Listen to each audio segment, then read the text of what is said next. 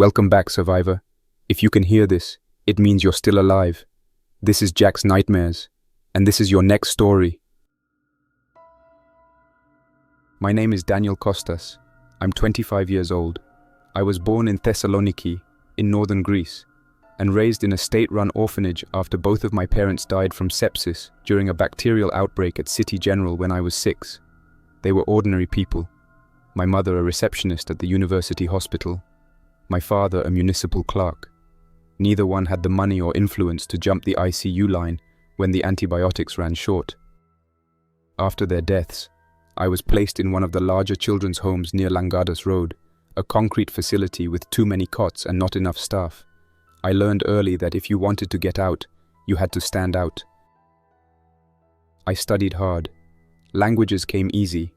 Sciences not so much, but I powered through. By 16, I'd secured a scholarship to finish school in Vienna, part of a small exchange initiative for high-achieving students from the Balkans. From there, it was the University of Amsterdam for pre-med, then a 2-year research internship in Utrecht. I studied bioethics and neurovirology, and by some miracle, or maybe pure determination, I landed a competitive spot at Columbia University's College of Physicians and Surgeons. That brought me to New York. The past few months I've been in the city completing my final rotation through Columbia Presbyterian's emergency department. Between the homeless crisis, budget cuts, and rising infections from new resistant strains, it's been relentless. I work nights mostly, split between trauma admits and intake triage. I wasn't even supposed to be flying out this early, but something changed last week. Something in the air. It started with whispers, closures in certain subway stations, a blackout at Woodhull, a rushed transfer of some experimental patients to Bellevue under federal oversight. Then came the protests. At first it was just noise downtown, frustration about funding for a private biotech firm called Veltrixis Global. They had been contracted to run viral resistance trials through the city's emergency pandemic infrastructure. That meant access to hospitals, medical records, and in some cases, patients with little say in the matter. Their name had already come up in a few ethics briefings, concerns about transparency, off-site storage of biological material, and their use of synthetic viral analogues for field simulation. Some said they were working on a universal vaccine platform. Others said it was something closer to neuromodulation, a side project for DARPA. Either way, they had clearance, and nobody at our level questioned it too hard. But then came the foreign reports. In Moldova, a rural clinic went silent for a week after hosting a Veltrixis trial team. In Argentina, a university lab burned down following student demonstrations. In northern Nigeria, villagers began fleeing entire districts after what some local outlets called form of plague infection were observed in previously infected patients. Veltrixis denied involvement in all of it. They cited sabotage, misattribution, misinformation. But inside the hospital, the tone changed. Orders began arriving with redacted fields. Temporary transfers to quarantine zones were sealed with government stamps I'd never seen before. Even the most senior physicians started whispering. So I booked the earliest ticket I could get. I told my attending I was flying home to Greece for family reasons. Truthfully, I just wanted out before whatever was happening became permanent. My flight was scheduled to leave from Terminal 4 at JFK. I arrived 3 hours early, but by then, the lines were already backed up past the turnstiles. And something wasn't right. They weren't just checking passports anymore. Now I'm standing here, shoulder to shoulder with exhausted strangers, our luggage untouched, our phones silent, our tickets irrelevant. There's no overhead announcement, no display boards, just a faint static hum from the sealed glass windows above the gates and the rhythmic clicking of a black handheld scanner being passed over wrists. The man using it isn't airline staff. He's wearing a grey suit, no lanyard, no company pin. The badge clipped to his belt is blank except for a small barcode. No name, no department, just a barcode. He doesn't make eye contact, doesn't answer questions. If you ask him something twice, you don't get a second look. You get pulled aside. 2 men in navy uniforms, not TSA, guide you behind a plastic divider near gate 23. Nobody comes back out. The woman in front of me asked if her child could use the restroom. He didn't respond, just waved the scanner again and pointed to the floor. She backed down. Everyone backs down. Whatever this is, it's not a checkpoint. It's not a drill. It's something else. Something coordinated, controlled, and absolutely not normal. I'm recording this on my phone, audio only, with the mic tucked behind the collar of my jacket. If you're hearing this, that means the message was uploaded. That means I got out, or that someone found this and thought it mattered. I don't know what's happening yet, but I think we're past containment. I think this is the beginning of something much bigger, and I think Veltrixis knew it was coming. One by one, people get scanned and pointed toward a side hallway near the loading dock. I've counted 9 so far. Not a single one has come back. Nobody knows where they're going. Most assume it's another checkpoint. A few are whispering now. A man with a Brazilian passport asked if this was still part of customs. No one answered him. When it's my turn, I step forward without saying anything. I've seen how asking questions gets you nowhere. I hold out my wrist. He scans it. Beep. Then he looks at my passport, frowns for a second, types something on his tablet, and says flatly, "You'll be taken to a nearby health facility for clearance." That doesn't make sense. I've already cleared customs. I passed the thermal check at the gate. I've had no contact with anyone sick. I'm in the final year of a medical program and spent the last week working under strict hospital protocol. I tell him all of that. He repeats the line word for word. "You'll be taken to a nearby health facility for clearance." He gestures to the same hallway the others went down. There's no visible armed presence yet, but it doesn't feel optional. I follow. 2 other travelers. One woman in a long coat, another guy clutching a backpack, trail behind me. We don't talk. Not here. The hallway smells like disinfectant and jet fuel. We're led through a side gate, onto the tarmac behind the terminal. A white bus sits waiting. No markings, just tinted windows and dull paint. There's a uniformed driver inside, hands on the wheel, not looking at any of us. A man in a tactical vest waves us forward without a word. We board. Inside, the seats are plastic and worn. Half of them are already taken. I recognize a few people from the terminal. Same flight group, mostly non-American passports. I grab a seat near the middle. A young woman 2 rows behind me leans forward after I sit. Quiet voice, Eastern European accent.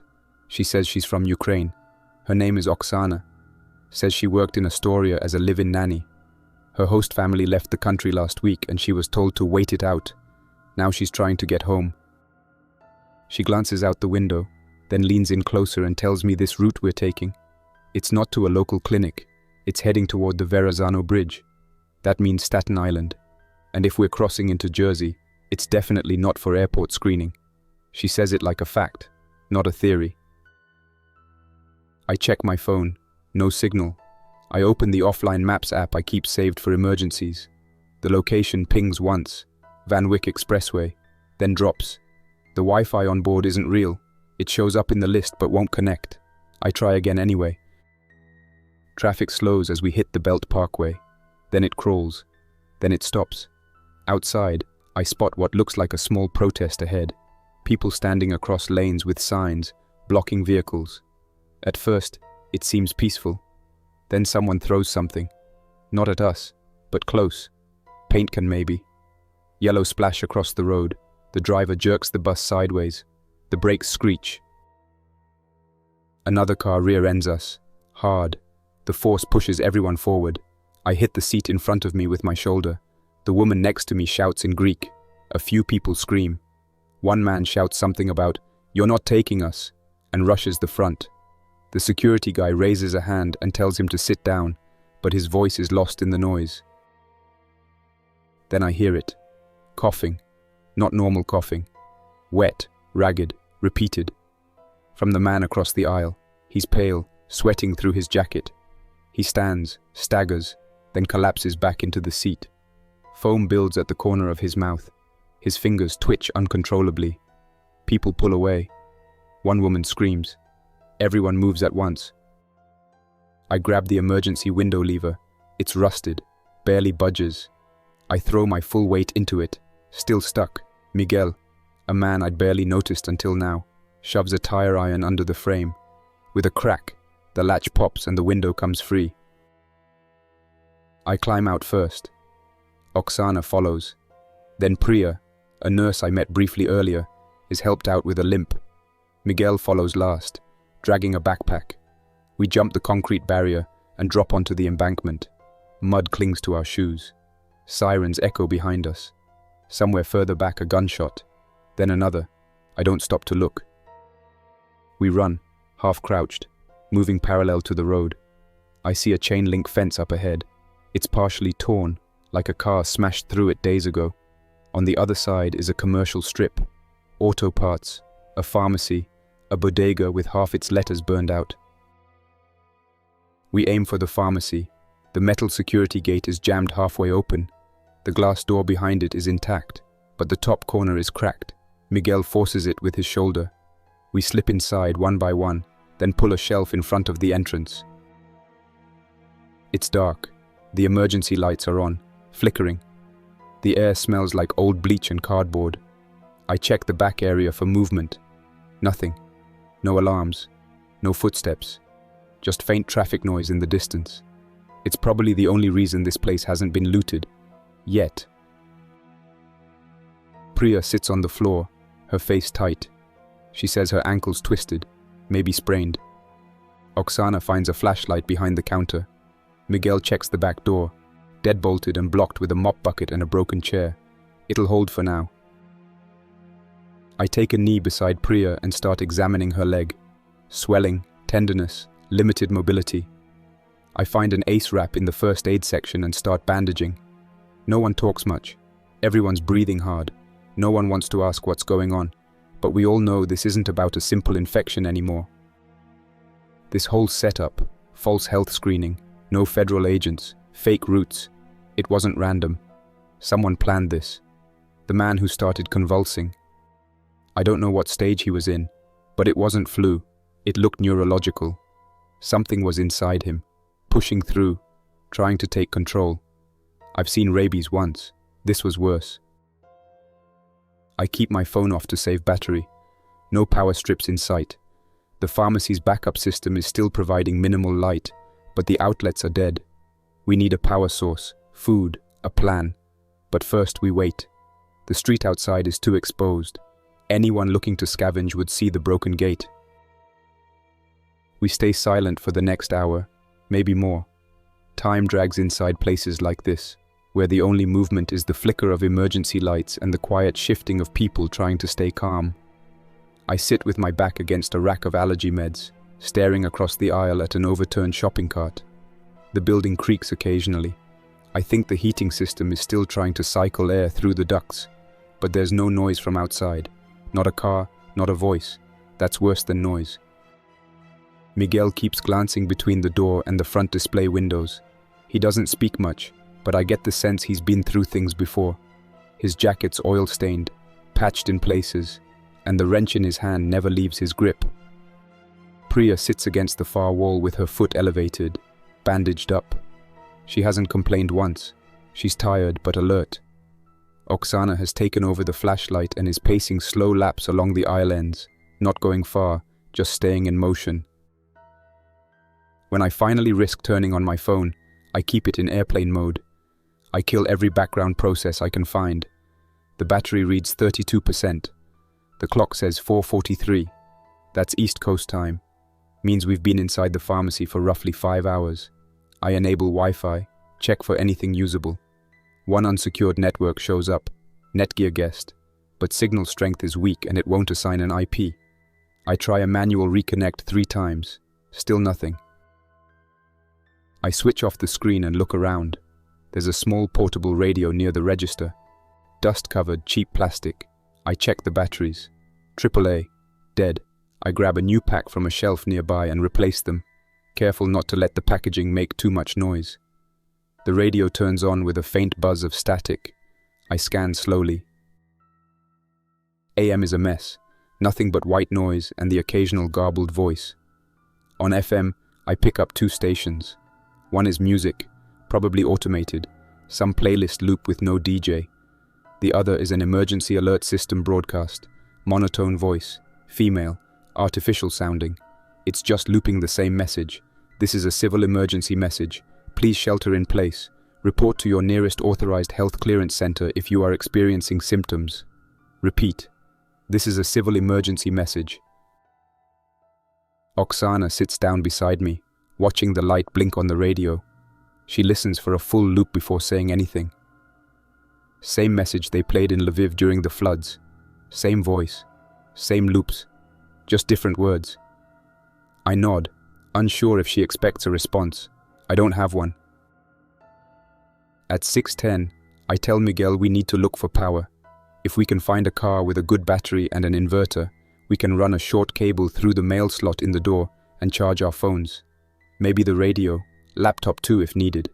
He agrees. Says there's an auto parts store half a block down. We saw it on the way in. Roll down gate was up, but the front door looked smashed. High risk. We wait until first light. By 6:45, it's just starting to brighten outside. Grey sky, low cloud cover, no sun. I wedge a mirror between two boxes to peek outside without exposing ourselves. The street's empty. Storefronts all look undisturbed. Far down the block there's a burned car but no people. No infected either. That doesn't make it safe. Just quiet. Miguel and I leave through the back door. I wedge a doorstop behind us so we can get back in quickly. I keep the radio on low volume in my backpack, tucked between gauze packs and a sealed water bottle. He carries the wrench, and I've got a pry bar we pulled from behind the counter. It's not balanced for fighting, but it'll break a lock or a window. We move fast, low, staying close to the storefronts. At the auto store, we find the front door hanging from one hinge. Most of the display cases are shattered, shelves picked through. No bodies, no blood. Looks like it was hit early. Still, I managed to find a 150-watt power inverter behind the counter in a locked drawer. Miguel finds a sealed 12-volt car battery near the back storage room. Heavy, awkward to carry, but usable. We hear movement from across the street as we're loading up. Someone steps on broken glass. Miguel freezes. I crouch. There's a figure, hunched, half covered in a ripped blanket. Not staggering like one of the infected. Moving slow, deliberate. Probably another survivor. I catch a glimpse of a metal bat in one hand. He doesn't look at us, doesn't call out, just crosses the street and disappears behind a deli. Neither of us says a word. We head back. Back inside the pharmacy, I rig the inverter. Takes 20 minutes to get it running clean. I run a cable through the customer service window near the register and clamp the terminals tight. When the light turns green, I plug in my phone and set the brightness to minimum. The battery starts charging slowly. I give Priya the radio and tell her to monitor for anything new. I open the Wi-Fi settings again. The Netgear signal is back, still unsecured. This time it connects. Pages load slowly, but they load.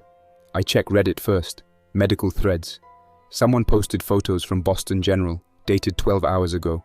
6 patients in isolation with identical symptoms. Fever, trismus, swollen lymph nodes, aggressive behavior before rapid collapse. They were marked as unknown pathogen, not viral, not bacterial. Treatment with broad-spectrum antivirals failed. No name given to the condition. Someone else uploaded a leaked Veltrixis employee memo, screenshot of an internal messaging board. It talks about a temporary containment failure at a trial site in New Jersey. No mention of what the trial was for. No acknowledgement that the site exists. Just a brief statement about multiple exposure events and ongoing asset retrieval. Another reply is timestamped 3 minutes later. Do not respond further. Legal already moving on this thread. My stomach turns, not from the documents, but from the realization that these people were documenting failures before they ever made a public statement, before the so-called screening stations were even set up. We weren't detained by accident. That scan at the airport, it wasn't looking for a fever, it was logging who'd been exposed.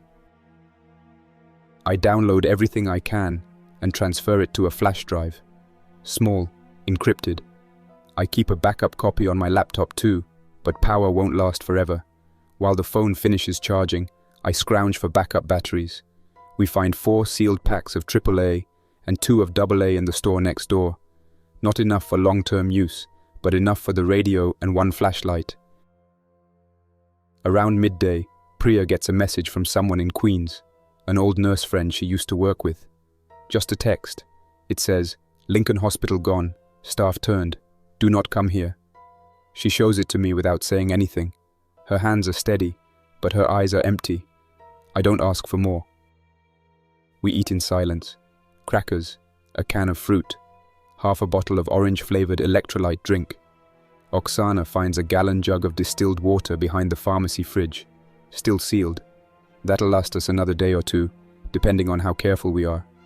She rations it out with measuring cups from the baby formula section. Late afternoon, we hear something outside. Voices. Male, aggressive, close. Someone says, "Check that one," followed by a bang on the pharmacy door. I kill the inverter. Everyone drops low. Miguel puts a hand over Priya's mouth to stop her from gasping. More footsteps. A different voice says, "Already cleared this block yesterday. Nothing here." Then silence. I peek through the side window after 5 minutes. 3 men in mismatched uniforms are walking up the street. 2 are carrying rifles. 1 has a tablet, scanning doorframes. I watch them until they're gone. I tell everyone what I saw. Miguel doesn't flinch. He just nods and says they're not local. Doesn't say how he knows. I believe him. We don't sleep that night. Not well. I get maybe 30 minutes with my head on a roll of gauze. Priya stays up longer than she should.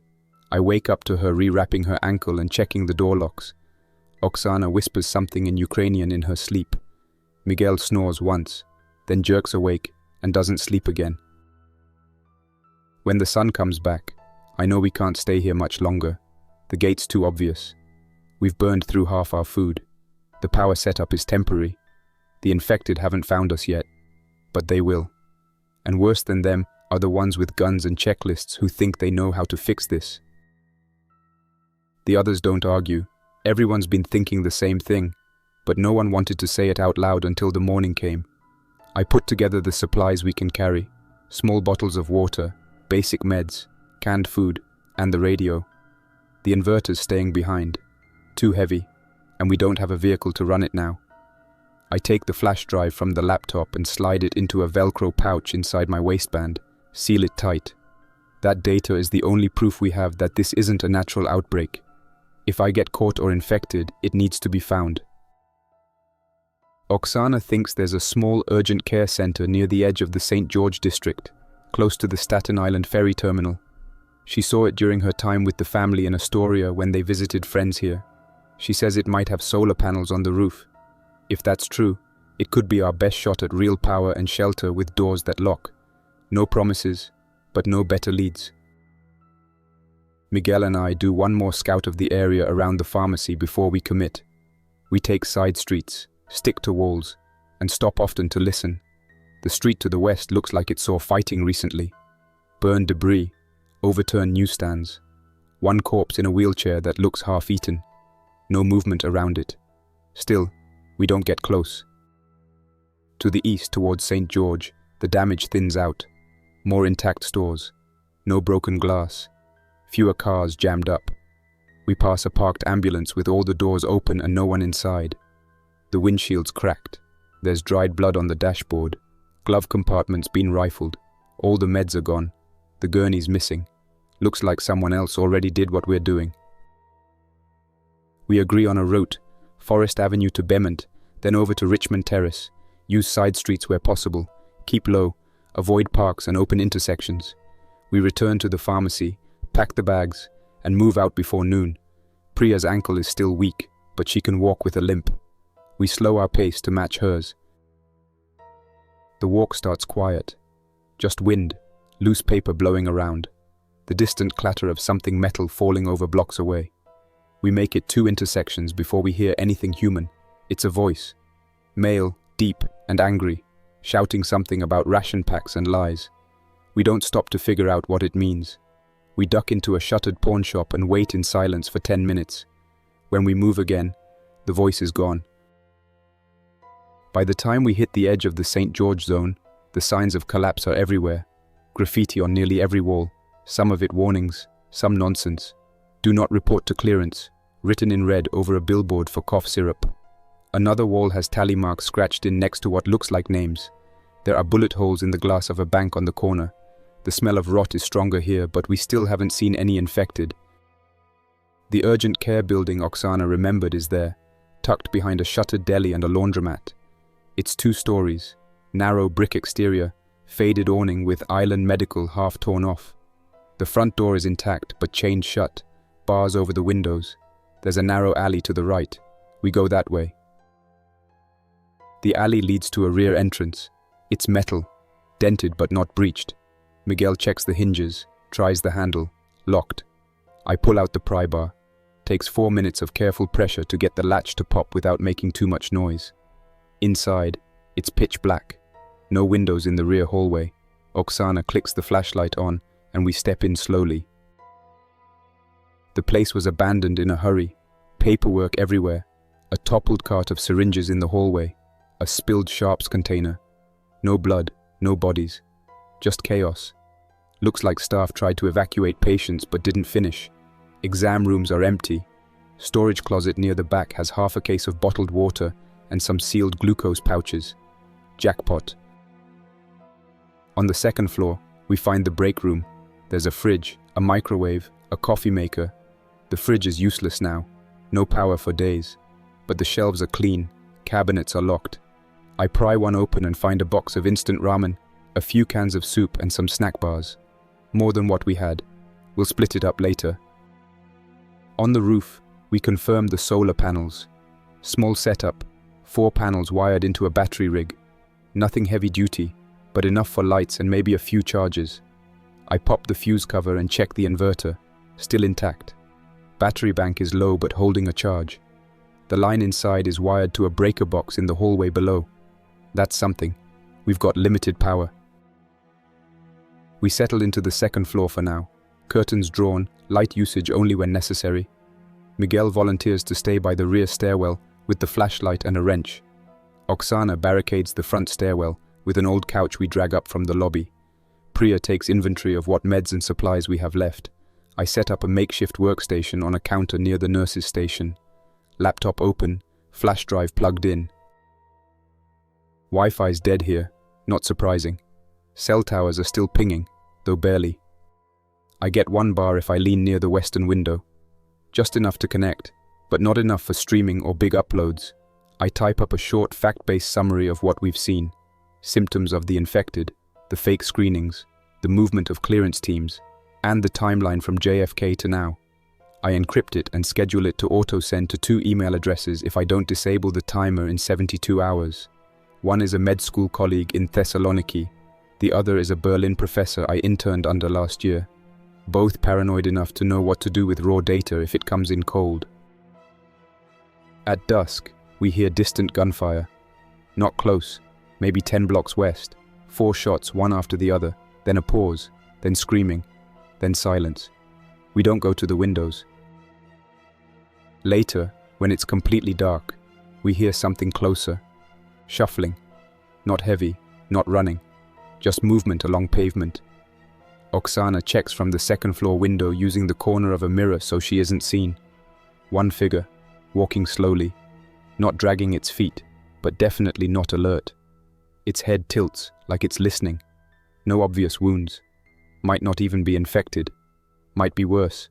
Someone halfway there. Not sure what he is yet. We don't make noise. We wait.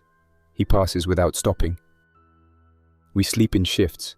Every 2 hours someone's awake. Miguel takes midnight to 2. I take 2 to 4. Priya does 4 to 6. Oksana sleeps in her jacket with her boots on, a small pocket knife under her pillow. No one argues.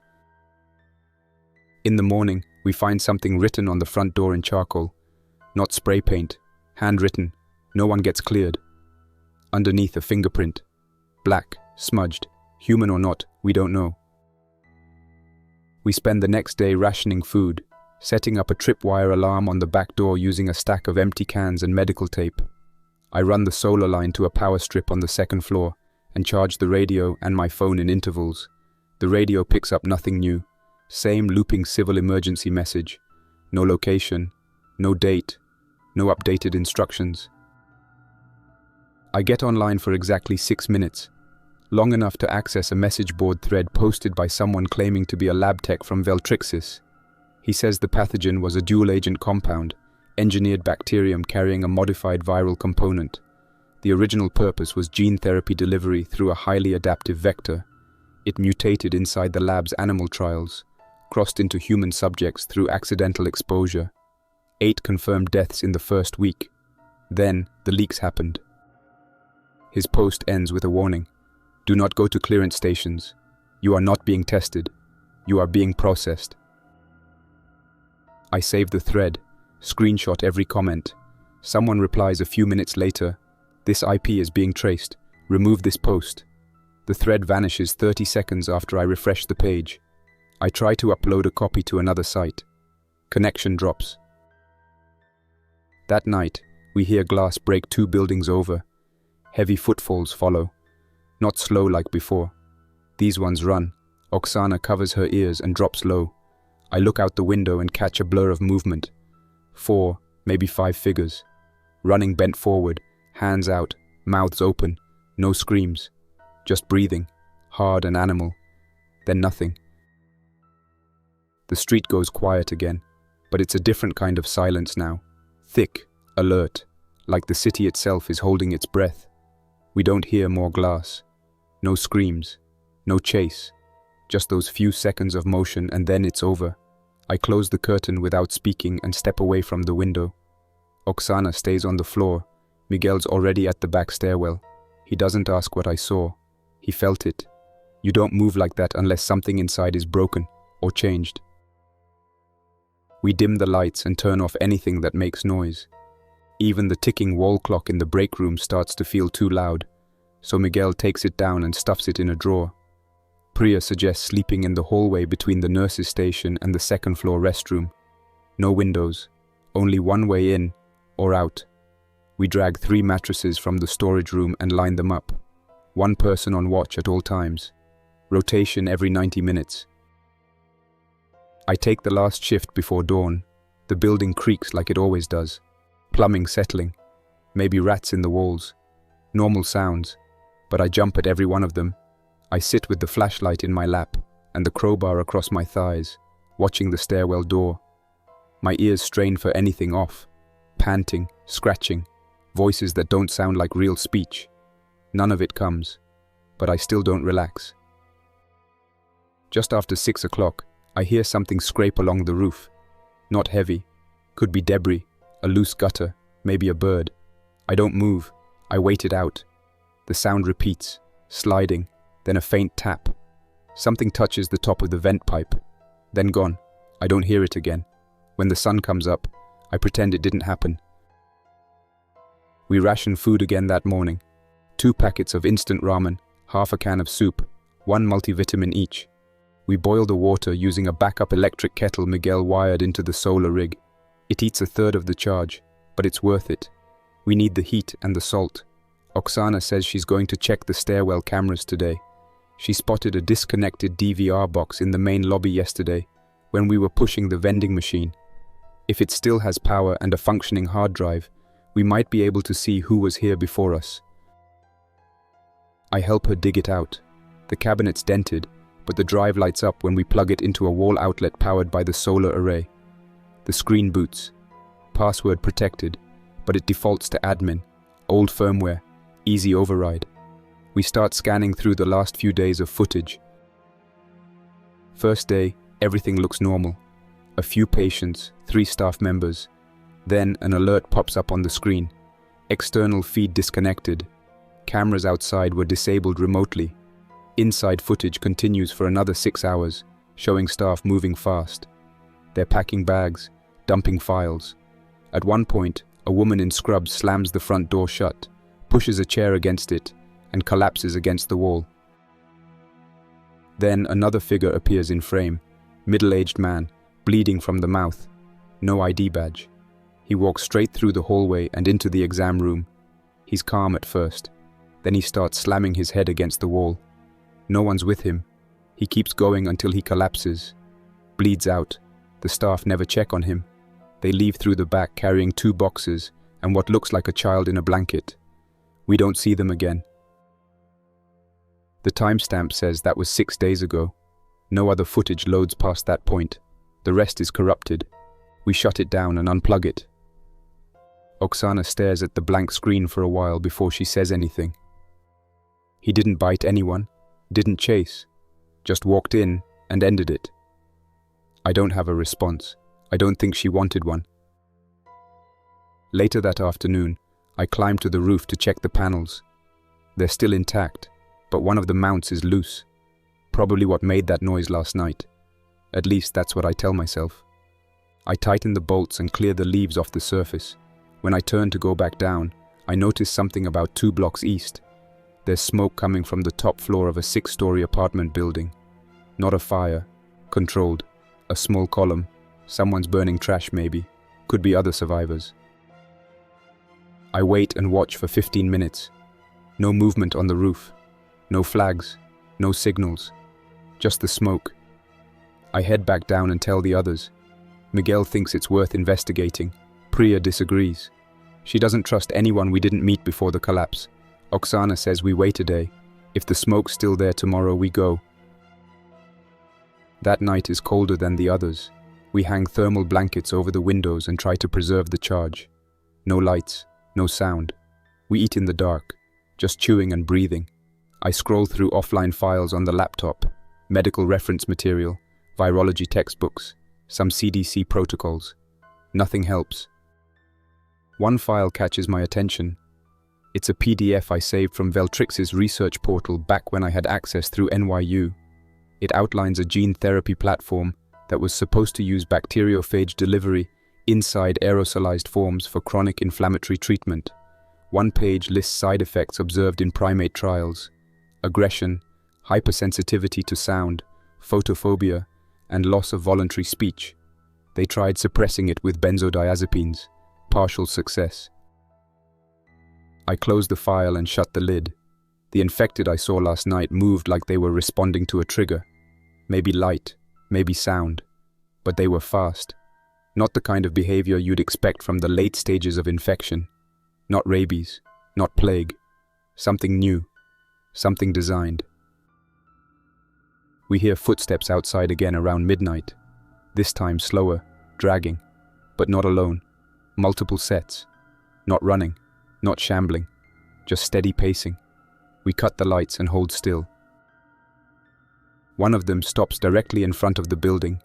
We hear something metal tap the sidewalk. Then silence. Then whispering. Not words. Just hushed noise.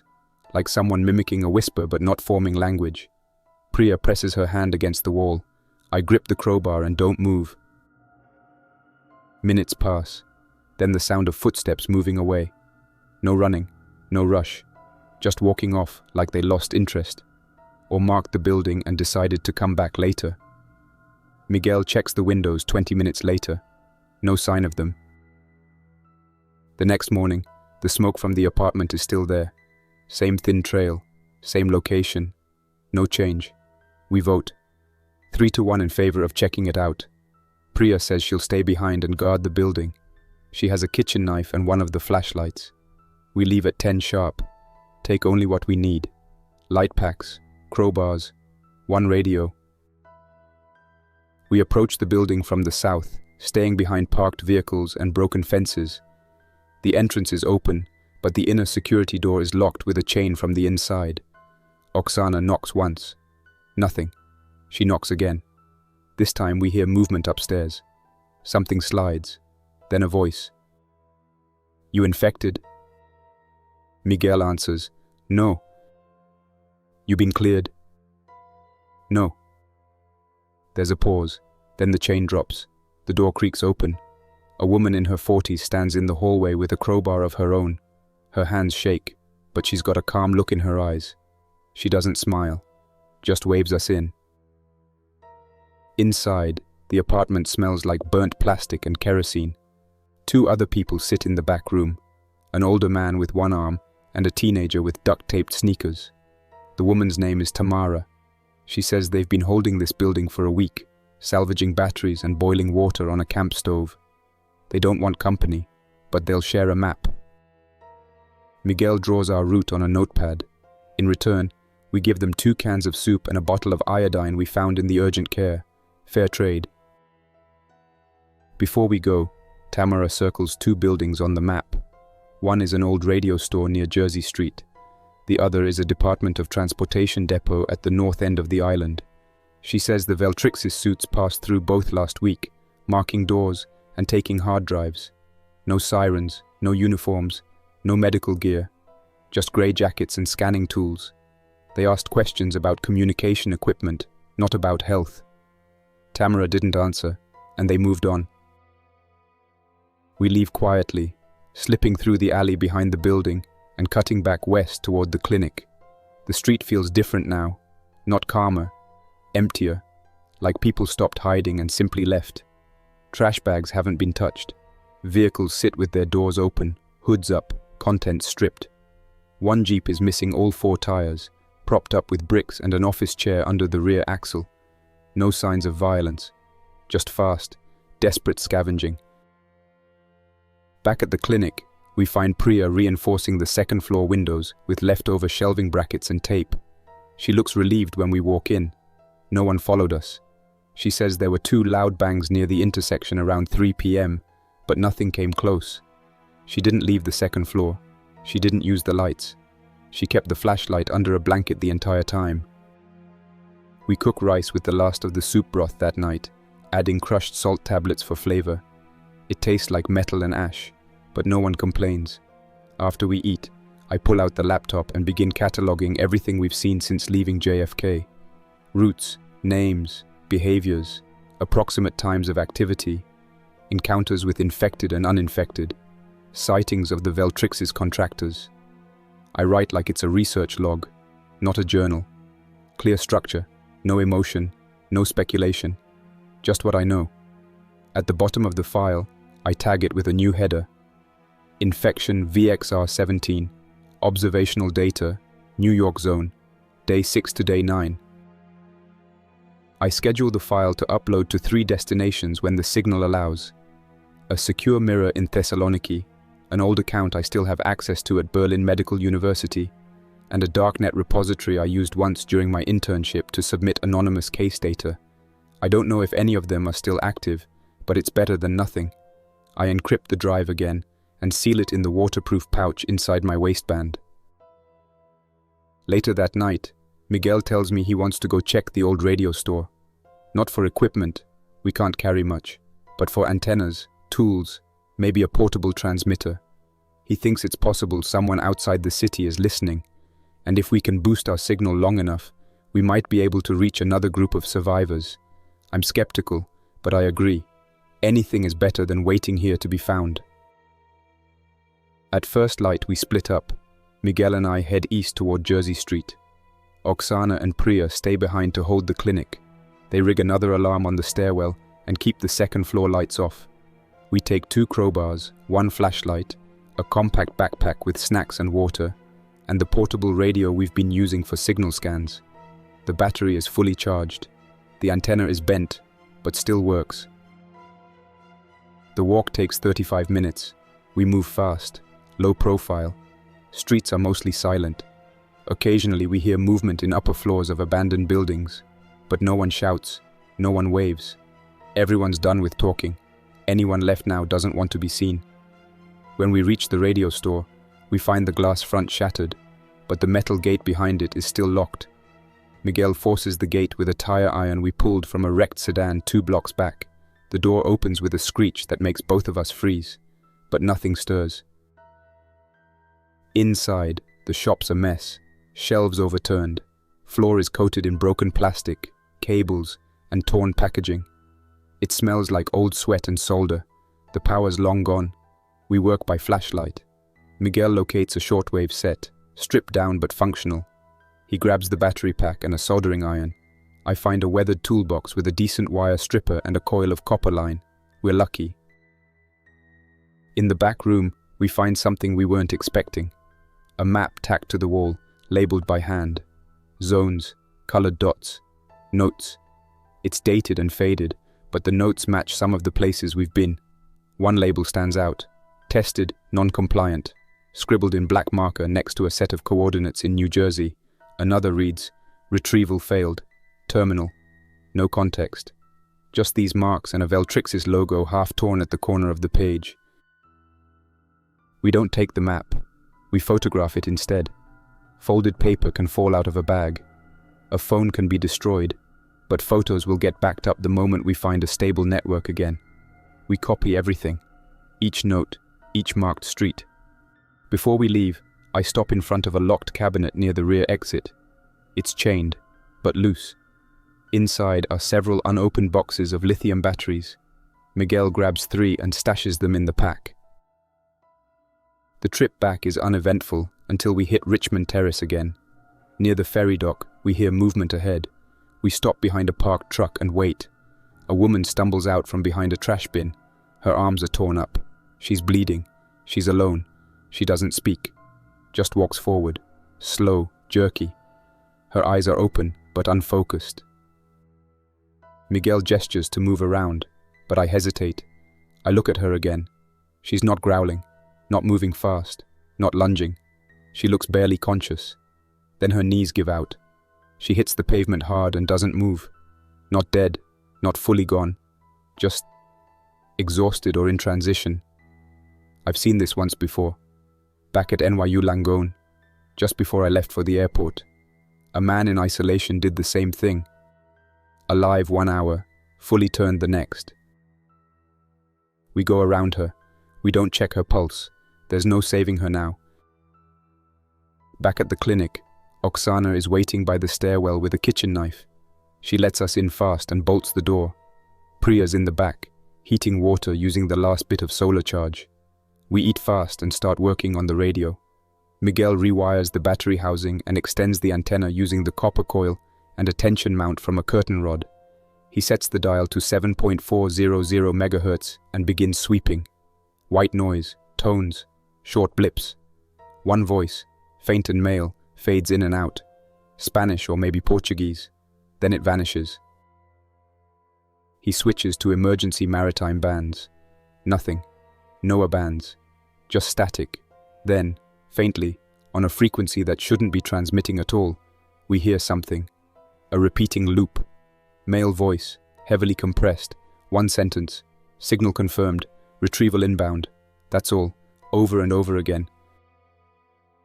I record it. Timestamp it. Compare it to every known emergency protocol I can find in my local archive. It's not FEMA, not military, not Coast Guard. Definitely not amateur. Too clean. It's an intentional broadcast on a locked channel, probably coming from a fixed-point beacon. The implication is clear. Someone is still tracking active devices. Oksana raises the obvious question. What kind of retrieval? No one answers. We sit in silence, listening to the loop until it cuts off. No closure, just a hard stop, like the signal was turned off manually. The power goes out during the night, not just in the building, but outside.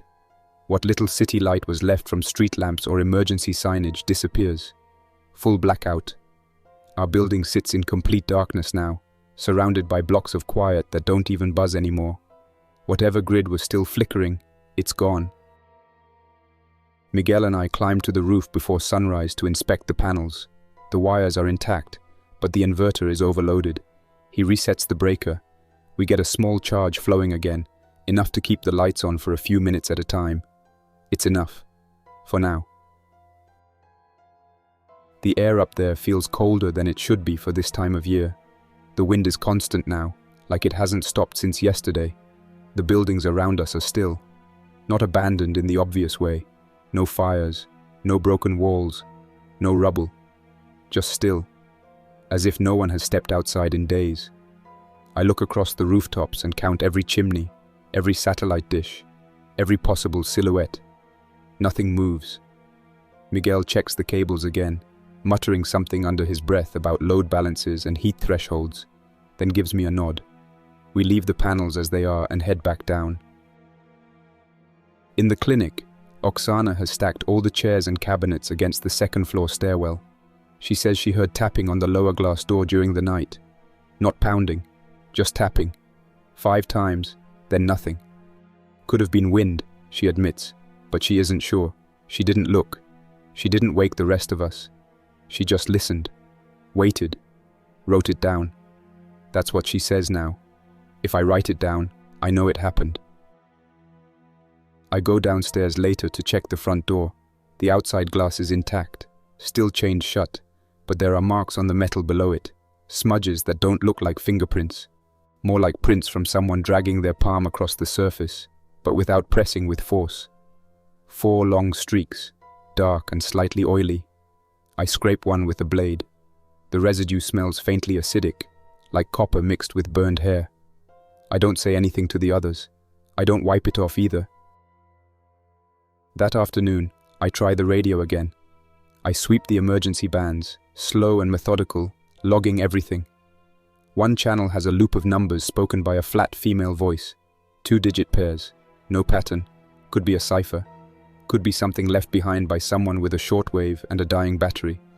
Another band has an EAS warning from 2 days ago, repeating with increasing distortion each time the loop restarts. Then silence. No response on open call bands. No response on the Veltrixis frequency we logged earlier.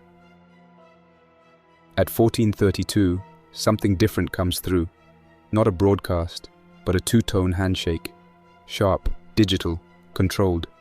The kind of signal you'd expect from a drone or a tracking beacon. It lasts 5 seconds, then cuts. Miguel hears it too, and rewinds the recording twice. He says he's heard something similar before, during a work trip in Texas. His company used automated delivery drones to scan for service markers in rural areas. This wasn't a random broadcast. It was a query, looking for devices. I shut the radio down, unplug the antenna, pull the battery. We hide the rig under the floor panel behind the nurse's station. If someone is scanning for active transmitters, we can't risk being the ping that brings them in. Oksana raises a good point. What if someone marked our building? What if the touch on the door last night wasn't random? We've been careful. Lights low, no smoke, no talking near open windows. But if they're scanning for RF emissions, we've already been seen. That night, we move everything off the roof. Panels, cables, mounts, disassembled and stacked in the stairwell. Miguel does it without question. Priya and Oksana focus on building a second tripwire inside the back hallway using an old metal IV stand and a roll of gauze. I update my logs and seal a copy onto another flash drive. I don't sleep more than 20 minutes, and I keep my shoes on the entire night. At sunrise, Oksana notices something new. On the west side of the clinic, just above the first floor window, someone has spray painted a triangle. Not large, 6 inches across. Black paint. Uneven. It wasn't there yesterday. She checks her watch and says it must have been done between 3 o'clock and 5 o'clock.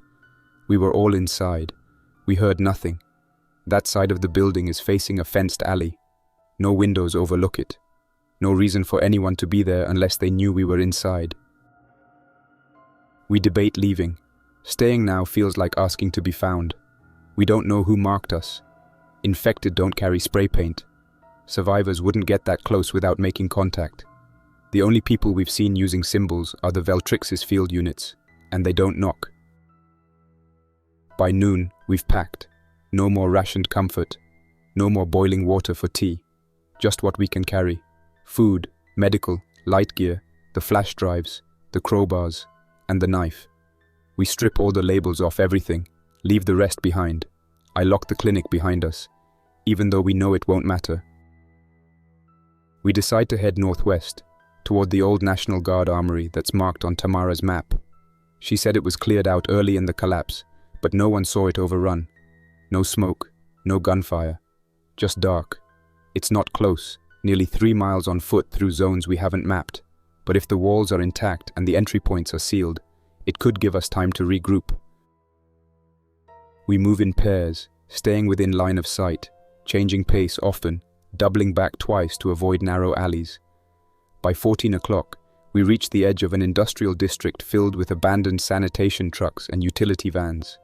Some have been stripped, others are still loaded with gear. One even has a generator mounted in the back, but it's bolted to the frame and we don't have the tools to free it. We keep moving. Half an hour later, we pass a school building. Windows are intact. No marks. No blood. The flag is still flying, tangled in the wind, half unhooked. Oksana spots movement in the doorway and raises her hand. We freeze. A child steps into view. 7, maybe 8 years old. Jeans, hoodie, no shoes. Dirty but standing. He sees us and doesn't run, doesn't speak, just looks. I take a step forward. He takes one back, but doesn't go inside. Then a voice calls out. Low, male, strained. Stay where you are. It comes from just inside the hall. We don't move. After 10 seconds, a man appears. Late 30s. Beard, bruised face, holding a bolt-action rifle. Not aimed, but ready. He says he has no supplies, no space, no intention of talking. He points to a piece of paper taped to the glass door.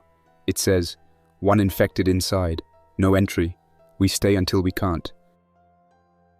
We nod and step back. We don't ask questions. We don't argue. We leave. That's the rule now. No contact unless invited.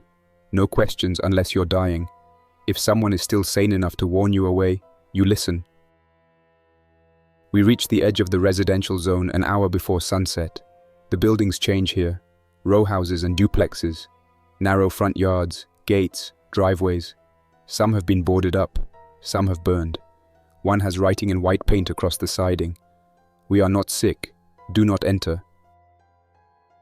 We bypass them all and continue north. Every few blocks, Miguel checks the map against the street signs. I monitor elevation and bearings. Oksana watches our flanks. Priya walks in the center. She's quieter now. Her limp is worse. She won't say it, but I can see the bruising is spreading. At dusk, we reach a ridge with a clear view of the armory.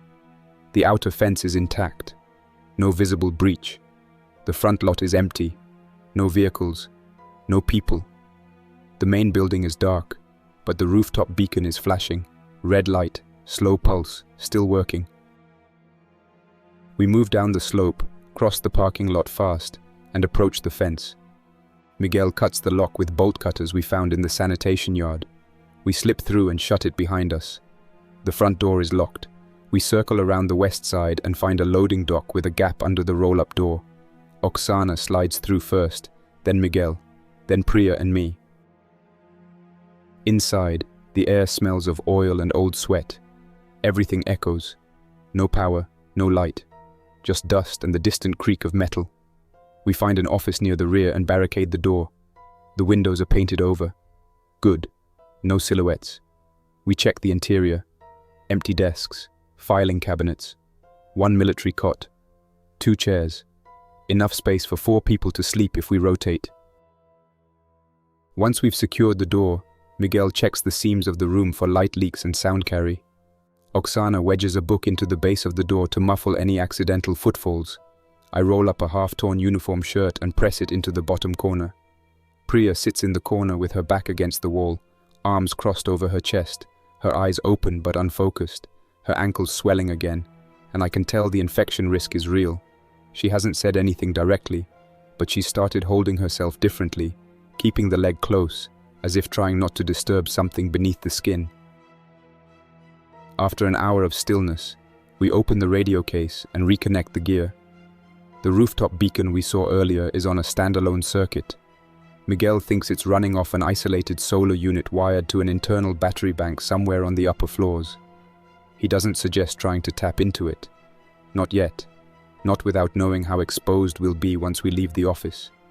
We connect the antenna wire to a window mount and sweep frequencies slowly, rotating through every megahertz from 6.500 to 7.800.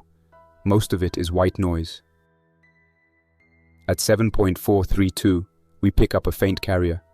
Not voice, not music, just a pulsing tone, like a heartbeat, repeating every 4 seconds.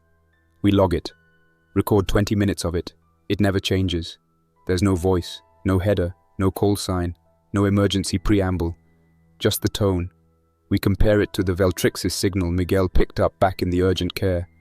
But it's different, slower, less aggressive, like a passive locator, not a scanner. We try broadcasting a short call in reply. One word, repeated 3 times. Copy, then silence. 10 seconds. 30. 1 minute. Nothing comes back. We cut the transmitter and turn the radio off. I wrap it again in aluminum-lined foil and reseal the pouch. Oksana finds a map of the building in a drawer near the desk. Old yellowed blueprint.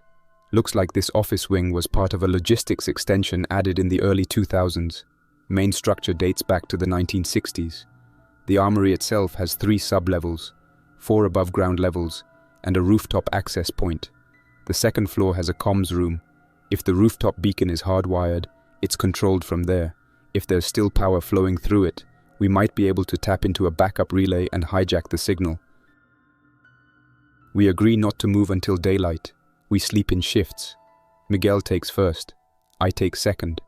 Oksana takes the last stretch before sunrise. Priya insists on staying awake while the rest of us sleep. I don't like it, but we don't argue. I know she's worried about turning. She's doing everything she can to stay alert, not out of fear, but out of control. If she feels it happening, she wants to be the one who handles it. During my watch, I hear footsteps above us. 2 sets, not fast, just pacing. I don't wake anyone. I wait. I count the steps. They don't come closer. After 8 minutes, they stop. I never hear a door, just silence after that. I make a mark in my notes. I draw the shoe pattern I saw in the dust outside the office door. Wide toe box. Rubber heel worn down on one side. Someone has been here recently, and they still are. At dawn, we move, quiet, measured. We leave the gear behind and take only weapons. Miguel leads, crowbar in one hand, flashlight in the other. We pass 3 corridors. One leads to the gymnasium. The other 2 are stairwells. We take the center stairwell to the second floor. The hallway is covered in debris, broken chairs, file boxes, a vending machine tipped over and smashed. No blood, no bodies, just signs of a fast exit. Most doors are locked. The comms room is sealed with a steel door and an old keypad. Miguel pulls the faceplate off. The wiring behind it is intact. With enough time, he could bypass it. But time is the one thing we don't have. We go to the adjacent room, marked Equipment Storage B. The door is off its hinges. Inside, we find signal cable, spare antennas, and 2 battery packs labeled Beacon Control Model 3. The rooftop unit is definitely hardwired. It's not autonomous. Someone turned it on, and if it's still pulsing, then it's either been ignored, or it's a breadcrumb meant to lure others in. Miguel cuts the signal wire feeding the antenna. Nothing happens. The red light on the roof continues flashing. That means the circuit is redundant, powered through multiple paths. Smart design. Annoying for us. We decide to disconnect the entire power rail, but we need access to the basement. We backtrack. Before we reach the stairwell, we hear something below. Metal clatter. Not footsteps. Something being dragged. We wait. I press my ear against the cold wall. A thud, then another, slower than human pace. Then a pause, then movement again. Not direct, wandering, not organized. Could be one of the infected, could be someone pretending. We return to the office and gather the gear. I carry the radio now. Oksana handles the food pack. Miguel tapes a flashlight to the side of the crowbar using surgical wrap. We rig Priya's leg with a makeshift brace using 2 paint stir sticks and an ace bandage. She can walk, but not fast. If we have to run, we'll have to carry her. At 10:13, we leave the office for the basement. The stairwell is open, but dark. The emergency lights down there are dead. We use chemical glow sticks and keep them close to the floor. The air changes as we descend, stale, warmer, and carrying the scent of mold and metal. Basement level 1 is storage. Shelves, pallets, boxes of paper towels, a stack of expired MREs. No movement, no sound. We find the breaker panel behind a false wall. Miguel opens it and starts tracing lines. He finds the main feed into the rooftop circuit and disconnects the loop. The red beacon light outside goes dark. We all stop moving and wait. Nothing happens. No alarms, no drones, no movement from above. We breathe again. Miguel reroutes one of the battery banks into the office circuit. When we return upstairs, we now have 4 working outlets, 1 overhead light, and a steady enough current to run the radio again for limited bursts. We seal the stairwell and brace the doors using metal bars from a collapsed shelf. Then we sit and wait. 3 hours later, the building shakes. Once, sharp and sudden, like something hit the outer wall at high speed. We go silent. Miguel moves to the east window and peers through the smallest gap in the paint. He sees a drone, large, white shell, 4 rotors, and a boxy scanner unit on the bottom. It's hovering 20 feet from the rooftop. No sound except the blades. It stays for 10 seconds. Then it rotates and moves away. We don't speak for a long time. Priya sleeps most of the afternoon. She doesn't eat. Her skin is pale and dry.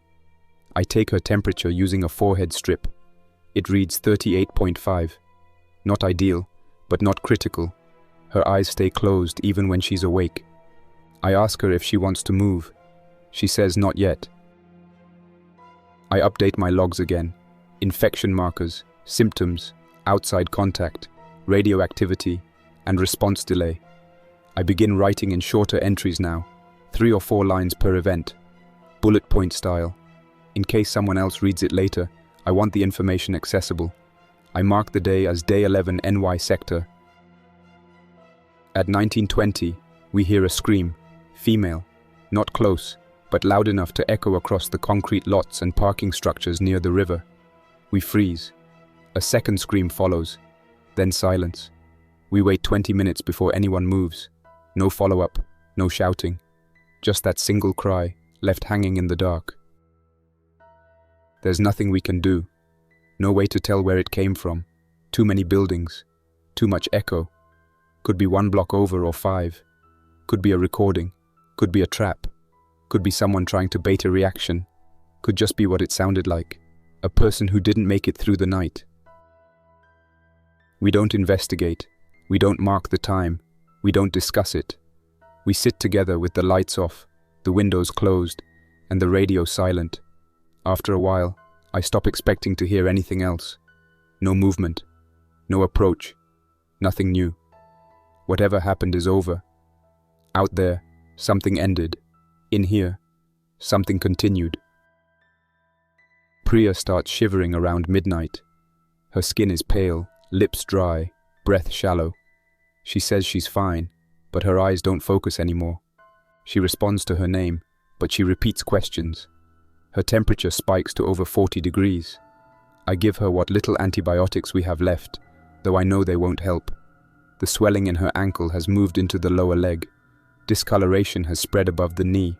Her breathing is still regular, but there's a smell now. Sharp, metallic, and faintly sweet. She asks me, quietly, what we'll do when she changes. No dramatics, no bargaining. She doesn't want promises. She just wants to hear that we'll be smart. Miguel says he'll take care of it if the time comes. Oksana just nods.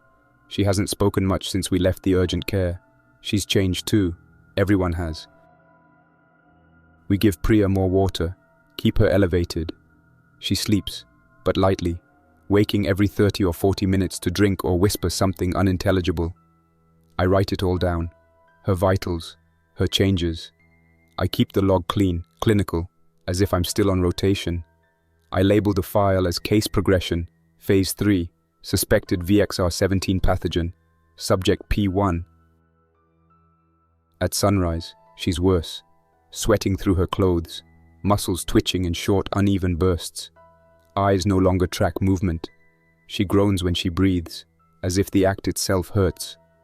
Miguel checks the hallway twice. No movement outside. No new signals on the radio. The sky looks the same as yesterday. Grey, flat, unchanging. I wonder how long this weather will last. I wonder how long the city will. By 10 o'clock, it's clear we won't be staying here much longer. Even if Priya holds on another day, she can't move. She won't survive relocation. And if she turns, we don't have the space or tools to contain it. Miguel starts organizing the gear into 2 piles, carry and leave behind. I make a list. Oksana sharpens the knives again, but slower now, as if she's just keeping her hands busy. Before noon, Miguel finds a ventilation shaft in the hallway behind the mess room. It's narrow but clear, and it runs through the center of the building to an exterior fan cage on the north wall. He says we could use it as an escape route, but only one person can go at a time. If we get cornered, it might be the only way out. Oksana volunteers to check it first. She squeezes inside, crawls the full length, and reports that the grate at the end is rusted but movable. It opens into a small alley, no direct line of sight, no obvious danger. We decide not to tell Priya yet. She's barely conscious. No point in giving her information she can't use. I sit with her while Miguel and Oksana finish packing. She grabs my wrist once, briefly. Her grip is still strong. She says one thing, "Don't wait too long." Then she sleeps again. At 13:40, the lights flicker. Once, then again, then off. Miguel checks the breakers. The battery bank is still connected. No sign of tripped circuits. That means something outside cut the feed. I don't like it. He doesn't either. We disconnect the wiring and shut down the beacon line completely. Oksana kills the tripwires. We unplug everything. From the outside, the building is dark again. We sit in silence. Priya's breathing grows rough. Her jaw locks once, briefly. Her hands start twitching. I know the signs. Spinal nerve irritation. Breakdown in motor control. The virus is in her brain now. I've seen this curve before. In patients who didn't know what hit them. No chance of recovery. No reversal. No suppression. Just progression, and then collapse. At 17:05, she stops breathing for 7 seconds, then gasps, then again. We look at each other. Miguel doesn't say it. Neither do I. Oksana stands and walks to the hallway. She waits there, not looking in. She doesn't want to see the final moment. I understand. 17 minutes later, Priya stops moving. We give it another hour. We watch for twitching, pupil dilation, respiratory anomalies. Anything. But there's nothing. Her body goes still. Heat drops. No tension in the limbs. Just gone. Not turned. Not animated, just ended. Miguel wraps her in a tarp we found in the motor pool. I gather her notebook, med tags, and personal items. I place them inside the pouch and seal it. Oksana says we should bury her, but there's no ground left untouched, no soil we trust. Instead, we decide to leave her where no one will find her. We carry her to a sealed storage room on the lower level, lock the door from the outside, and mark it with 2 red lines. The same way the old paramedics marked dangerous quarantine rooms before the hospitals fell. No one speaks for a long time after. Miguel sits by the stairwell. Oksana curls into the corner with the bag, and her boots still on. I finish the case notes and encrypt the final version. Subject P1, deceased, turned, negative, contagion, unknown. That night, we talk about what's next. The armory is compromised. No power, no perimeter, no visibility. The drone hasn't returned, but we can't rely on that. We decide to head south by morning. Tamara mentioned a Coast Guard facility near the water. Abandoned early, but built like a bunker.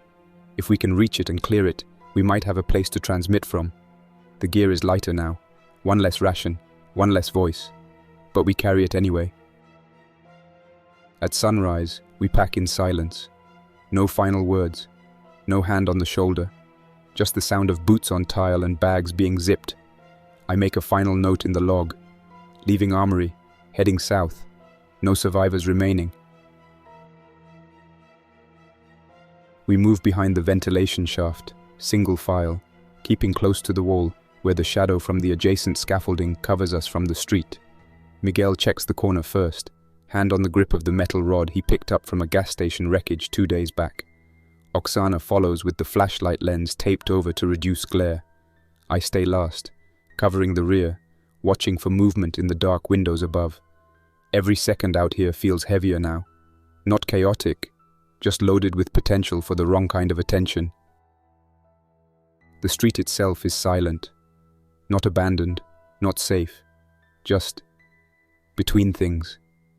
The kind of stillness you only get after the worst has already passed, but before whatever comes next has fully arrived. Wind pushes a trash bin across the intersection, its plastic wheels clicking over debris. We pass the same white van we saw 3 days ago, still half parked on the curb outside the shuttered pharmacy. The windshield's gone now. The seats are bare. No blood. No broken glass on the inside. Just quiet. Emptiness. Like whoever had been there was careful not to leave a trace.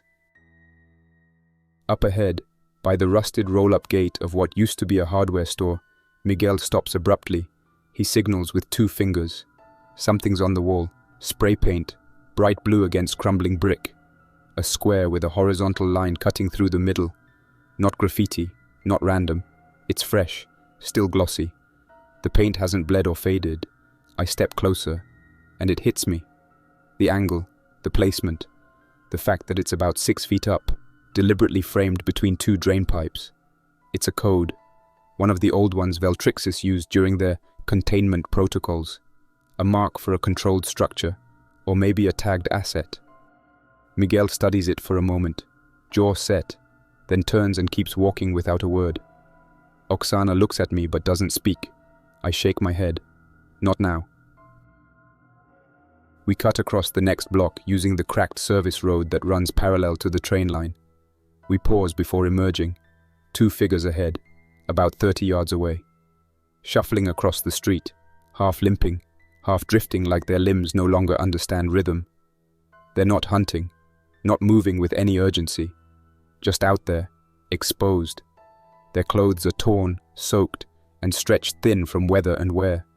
One of them turns its head too far, like the neck isn't fully stable. We wait. 30 seconds, then 60. They don't notice us. Eventually they veer off toward the old playground, and we backtrack to take a different path. Our route takes us through what used to be a staff parking lot for the community clinic. Most of the cars are stripped down to frames, their doors hanging open like ribs cracked apart. A burned-out motorcycle lies on its side near the entrance booth, its tires fused to the pavement. We move quickly, sticking close to the row of hedges, where line of sight breaks every few steps. Miguel leads without speaking, trusting instinct now more than any map. As we walk, I feel the weight of the drive in my coat pocket. The flash drive, the one from the downtown lab, stolen during that final hour before the fire suppression systems flooded the sublevel. Inside are the logs, the test records, the incident reports, thermal maps, case progression timelines, and something else I haven't dared to open yet, an encrypted folder marked S Protocol. No password prompt, no read-me, just locked. We've kept it powered with the last portable charger, but we haven't risked connecting it since. Miguel thinks it might be a deadman cache, a release file triggered by connection to specific servers. I'm not sure I want to find out. Sometimes I wonder if it matters. If there's still anyone out there watching, logging access attempts, waiting for signals. We haven't heard a real transmission in over 72 hours, not since the weather took out our rig. The last thing we picked up was a scrambled burst from the east, maybe Jersey, maybe Long Island, talking about containment breach at Wexler 3. After that, just static. It's been 12 days since Terminal 4. I keep replaying that night. The scanners, the man in the grey suit, the families with red-coded bands on their wrists, ushered into side doors and never seen again. 11 days since the charter bus overturned, trying to avoid the barricade on Queens Boulevard. That was when the screams changed, when the voices from the injured shifted from pain into something else. 7 days since we reached the first outpost and found only claw marks and melted wiring. 3 days since we powered down our last uplink and accepted that help wasn't coming, at least not from anywhere official. We don't talk much anymore. Everyone knows what's left to say. Food is low, batteries lower. Miguel's foot hasn't healed right since the glass injury. Oksana barely sleeps. She's taken to standing watch with her arms wrapped around her knees, rocking slightly like it helps keep her awake. I've stopped marking time in hours. It's all measured in risk now. How long we can stay in one place. How long a flashlight can stay on. How long a door stays quiet before it becomes a target. We keep moving because stopping feels worse. Because somewhere in this flooded, silent zone of ruined clinics and barricaded storefronts, there might still be a signal tower that works. A laptop with clearance. A node that still pings home. If we find it, maybe we can push the data through. Maybe someone will see it. Maybe it will matter. Until then, we carry what we can. Evidence, memory, wounds, and each other. That's not hope, it's just motion. And sometimes, that's the only thing that keeps you alive. That's all for now. Thanks for listening. Don't forget to like and subscribe to keep the stories alive. For now, stay quiet, stay vigilant, and stay alive. Jack's Nightmares, signing off. Until next time, survivor.